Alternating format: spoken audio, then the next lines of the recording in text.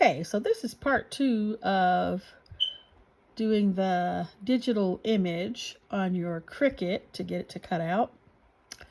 What we're going to do here is we're going to go to the upload button right here.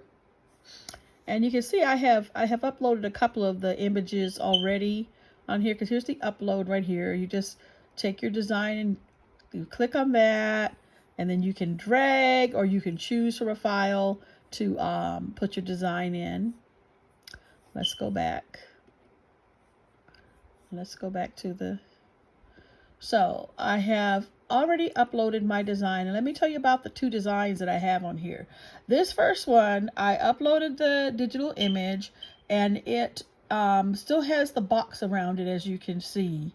So that was not, when I went to try to erase the background, it kept a box around it. So what I did is I took this image, same image, to Canva, and I removed the background from the photo image and to clean it up. So this is my clean digi image, and you can see it says clean digi. So now we choose that one and put it on the canvas. Now here you'll see the images on the canvas, but there's the image is almost like transparent. You can see through the parts where it's going to cut out really, really raggedy. Okay, and you can see that there's some lines that seem to be missing and everything. Those are the parts that were all cut up in that other video. So here we go. We're going to show you how to remove that. You click on the image itself, and then you go up to your bar up here and you click on offset. And as you can see, it puts a little line around the image.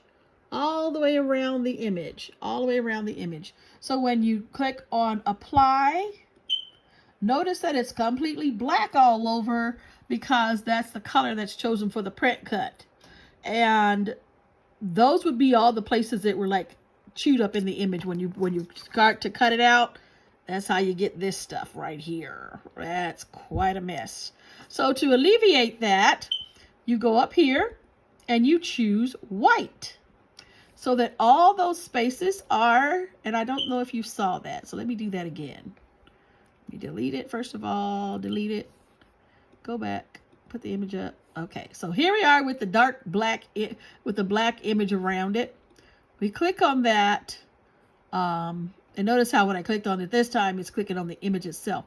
We want to click it so that we're on the offset. So that you have to kind of play with that a little bit sometimes. Matter of fact, let me just get rid of the offset. Pull this off. Get rid of the offset. Let's start over. So here we are with the image. And like I said, you can see there's transparent places in there, because you can see how you have the little squares all in between the image. Well, the way you fix that simply is by going up to this button right here that says offset. Click on the offset.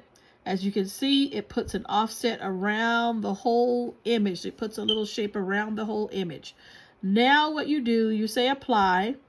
It turns into that black, because that's the color that was chosen at the top here where it says print cut. So you go to the print cut, make the image white. Now it has filled in all those spaces, so that when you take this image now and put it on your mat to say make,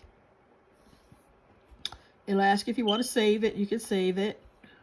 You can call it whatever you want to call it. I'll just say bird.